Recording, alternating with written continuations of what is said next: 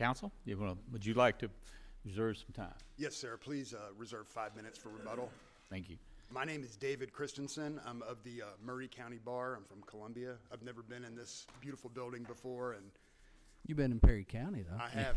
And Judge, the drive here is not as beautiful as driving through Linden or Lewis County, You're right about that. but I'm happy to be here today and humbled.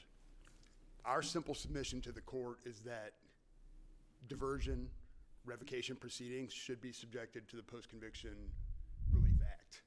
That when an individual goes in front of a court and diversion is going to be revoked, or that is on the table, that he should be able to collaterally attack such judgment.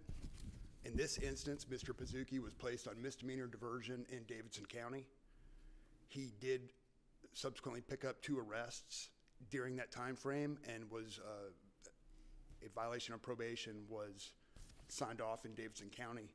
He then appeared in trial court, and without his voice being on the record or any written waiver of his rights whatsoever, his diversion was revoked through his counsel. The state's submission is to this court that diversion doesn't apply in relation to the Post-Conviction Relief Act. And they liken revocation of diversion to revocation of probation. But those are 2 very separate issues. Yeah, he didn't, you said he was not on the record. Yes, sir. Okay, but he didn't appeal that determination that he violated terms and conditions of his diversion or the sentence, right? No, sir. He did not appeal, okay.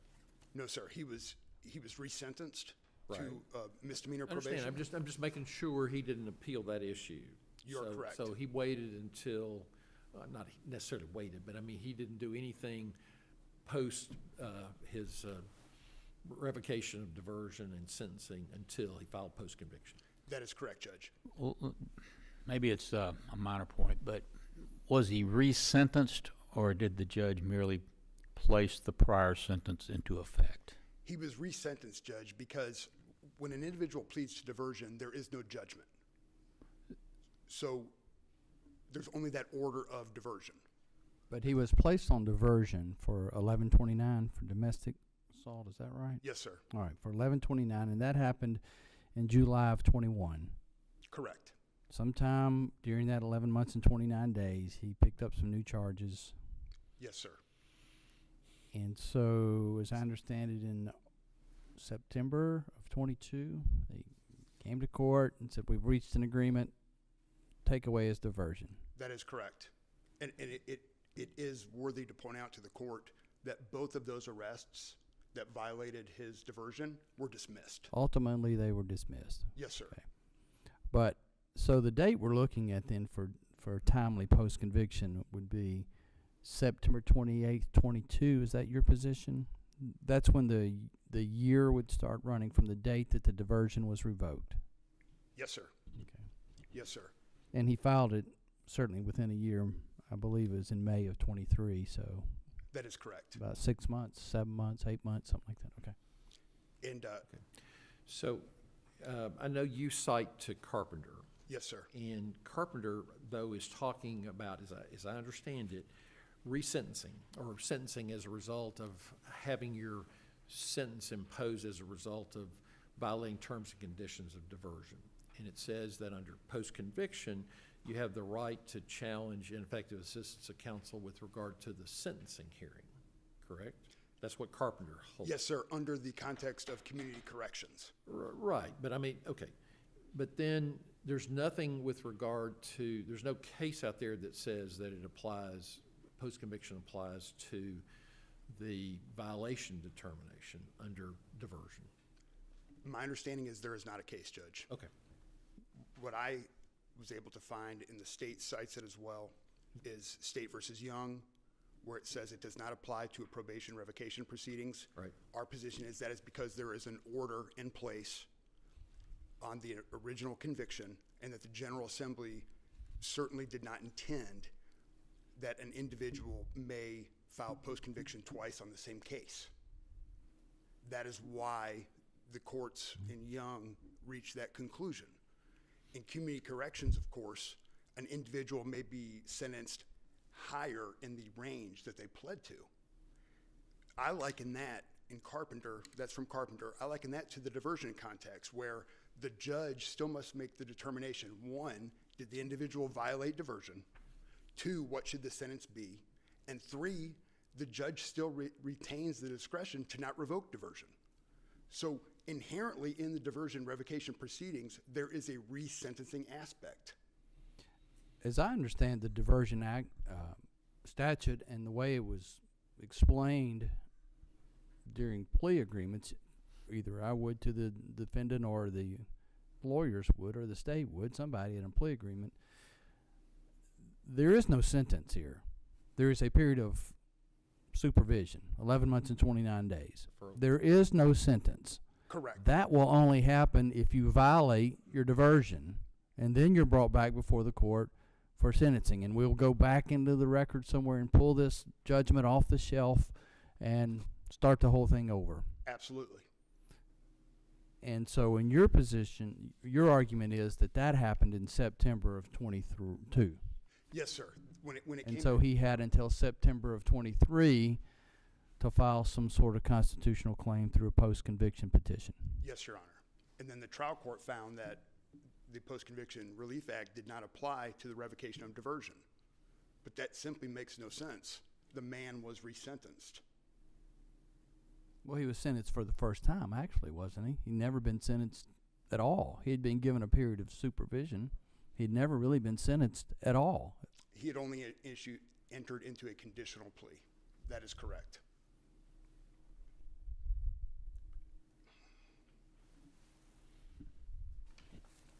Is that your only issue? It is, Judge. The merits of the petition itself were not addressed by the trial court. It was merely that the act itself did not apply. So in this instance, that was really my main problem with it, is that there's no waiver of his rights in writing or on the record whatsoever, that his attorney just stood up and said, we're revoking diversion, the conviction is permanent. And I know the court hasn't had the opportunity to view the record yet, but his trial counsel even testified that he didn't know that the trial court had the discretion not to revoke diversion. But would that not have been an appealable issue for him?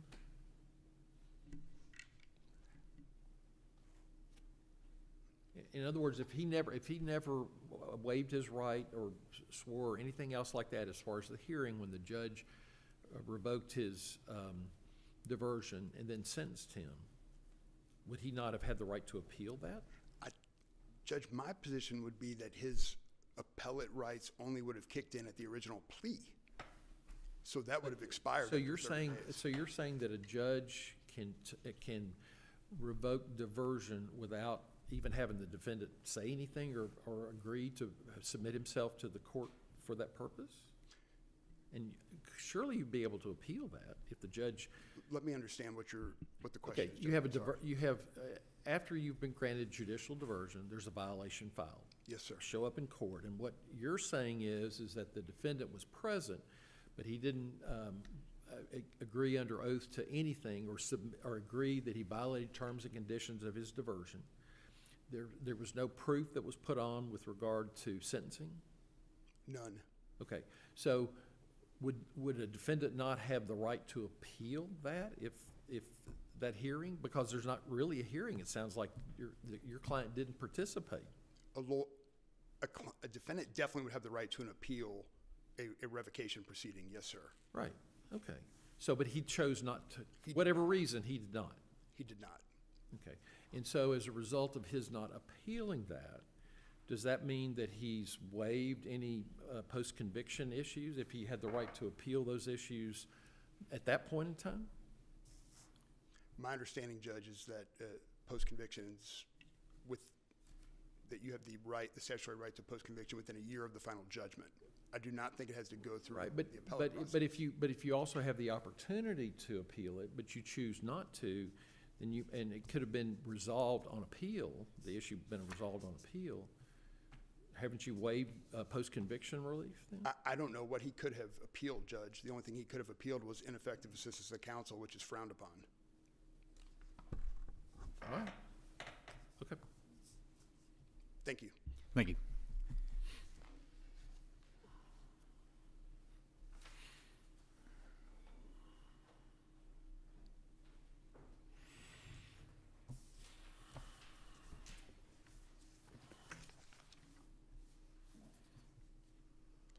Good morning, and may it please the court, Caroline Weldon on behalf of the state. This court should affirm the post-conviction court's dismissal of the petition because it sought relief from the revocation of judicial diversion, and Tennessee case law provides that a petitioner cannot collaterally attack such a revocation through a post-conviction proceeding. Not to belabor what's already been discussed by my friend on the other side, but after the petitioner was indicted for aggravated assault, he filed a petition to enter a plea of guilt. And in that petition, it set forth that he would agree to plead conditionally guilty to misdemeanor domestic violence, along with other special conditions. The trial court accepted his petition and entered an order of deferral or judicial diversion order. That's the judgment I believe you were referring to earlier, Your Honor. And that order provided that the petitioner would be placed on probation for 11 months and 29 days under judicial diversion. And it was very clear at that plea hearing that if the petitioner were to violate the terms of his judicial diversion, that sentence, that 11 months and 29 days, would kick in and he would receive a conviction for misdemeanor assault. You're calling that a sentence, but it really wasn't a sentence at that point, was it? No, Your Honor, it really wasn't a sentence, but that was the consequence that everyone agreed would occur. And the record will do we have the plea from July of 21? Is that in the record? Yes, Your Honor, let me just Okay. confirm. When you say, okay, you said that would be a consequence. Are you saying then that after the violation of diversion, they didn't have to do sentencing because they'd already agreed to what the sentence would be? Is that what you're saying? Yes, Your Honor. They had already agreed that that was the length of time that he would have to serve in one way or another if he were to violate the terms of his judicial diversion. But he got probation. Was that agreed to also at the beginning? I'm sorry, I don't understand your question. Okay. When you're on diversion, Yes, Your Honor. okay, there is no sentence. There's a probationary period, but there's no sentence because there's no judgment. Right, yes, Okay. agreed. And so when you violate terms and conditions of diversion and you appear in front of the court and the judge finds that you violate terms and conditions, then there's a sentencing hearing. And on a misdemeanor, the judge can sentence them anywhere from 0 days to 11 months and 29 days. Are you saying that when they first took the plea and he was granted diversion, that they all agreed at that point in time that there was not going to be a sentencing hearing if he violated terms and conditions, it was automatically going to be 1129? Is that what you're saying? No, Your Honor, I'm sorry. I think I might have made that more confusing. The length of the judicial diversion was 11 months and 29 days. And Correct. so that was the length of time that was discussed. And then at the hearing, I just want to make sure that I'm getting this exactly right.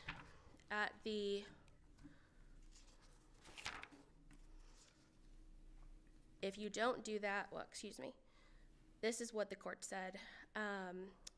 If you do what you need to do over the next year, you can have this charge dismissed and expunged. If you don't do that, it will be converted into a misdemeanor conviction. That doesn't say anything about the sentence, though. The sentence could still be 0 days or up to 11 months and 29 days, since this was a Class A misdemeanor, correct? Yes, Your Honor, that's true.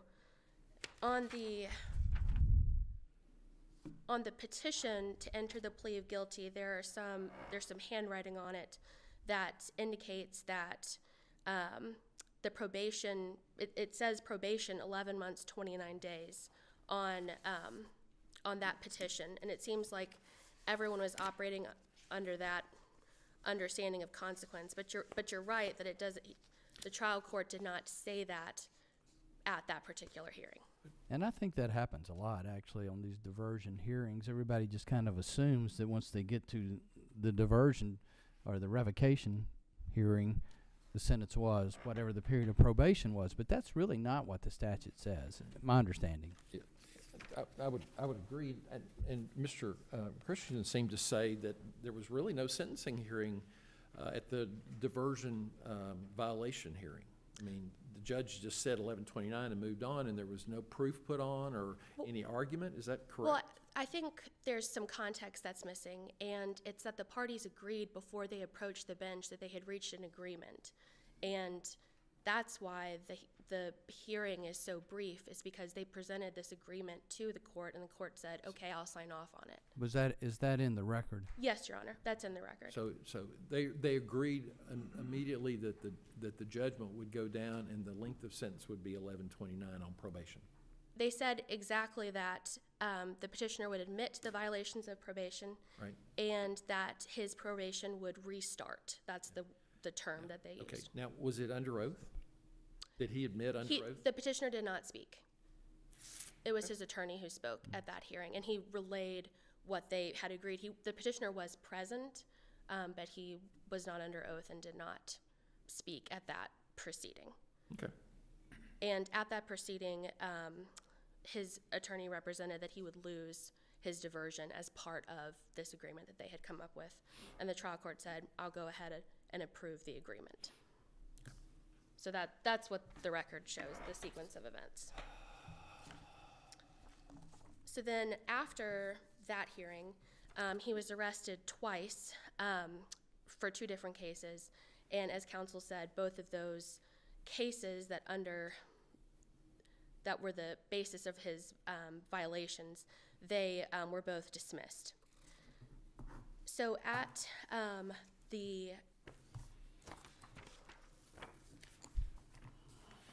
I'm sorry, let me back up here. So after they've restarted his probation, the trial court then entered an amended judgment reflecting what had been discussed at that second hearing. And the petitioner then filed a petition for post-conviction relief, claiming that a reasonable investigation by his attorney would have revealed that neither of his arrests would have sustained violations of probation, and that he is able to collaterally attack the revocation of diversion through post-conviction. And the post-conviction court held a hearing before it dismissed his petition, expressly finding that the Post-Conviction Act does not cover probation violation hearings. And on appeal, he maintains, as he presented this morning, that he is entitled to relief under the Post-Conviction Procedure Act. He is not. Our legislature has made clear that probation and diversion are very similar creatures, and that revocation of judicial diversion is guided by the same requirements as those for the revocation of ordinary probation. The same procedures used for probation revocations should be followed when addressing allegations that a defendant violated the terms of judicial diversion. And this court has repeatedly held that the Post-Conviction Procedure Act does not permit the filing of petitions to attack collaterally the validity of probation proceedings. Have you found any cases that cite for the proposition that you cannot collaterally attack the revocation of diversion? No, Your Honor. I could not find one that addresses this exact scenario. I found other cases in which the petitioner, or excuse me, the defendant in that scenario had successfully completed diversion, and then his conviction had been expunged, and then he had sought post-conviction relief. So it's a different sequence of events than that contemplated here. Okay. Wow. You wonder why he would want diversion. You do wonder, Your Honor, but not very helpful for our purposes this morning, I don't Agreed. think. And so here the question is not whether the petitioner received a new sentence, but rather when the sentence that was already decided would go into effect. This is not the same as a community corrections sentence, as the petitioner cites to in his brief. But it's more similar to community corrections than it is probation, isn't it? Because in the community corrections, the judge has the opportunity then to give a longer sentence than the period of probation that the defendant was on for or supervision that the defendant was on in community corrections, right? Yes, Your a Honor. whole new sentencing hearing.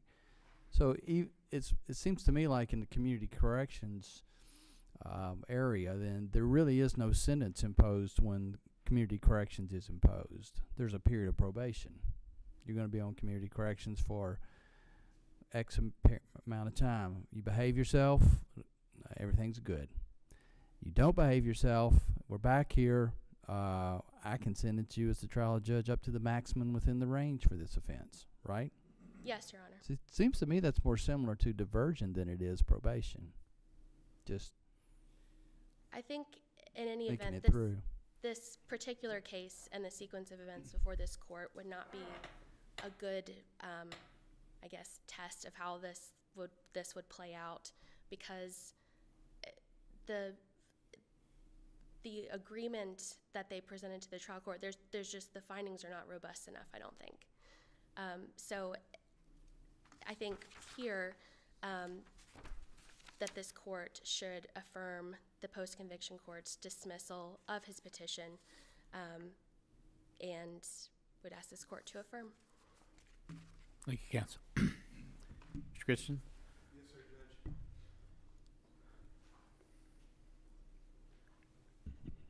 To the court, I have nothing further to add apart from asking that the court find that the Post-Conviction Act does apply to the revocation of diversion proceedings and remand it to the trial court for a decision on the merits. Thank you. Thank you. All right, good arguments, good briefs. Take this case under advisement also. We're going to take a short break now, come back and do the next two cases when we get back. All right.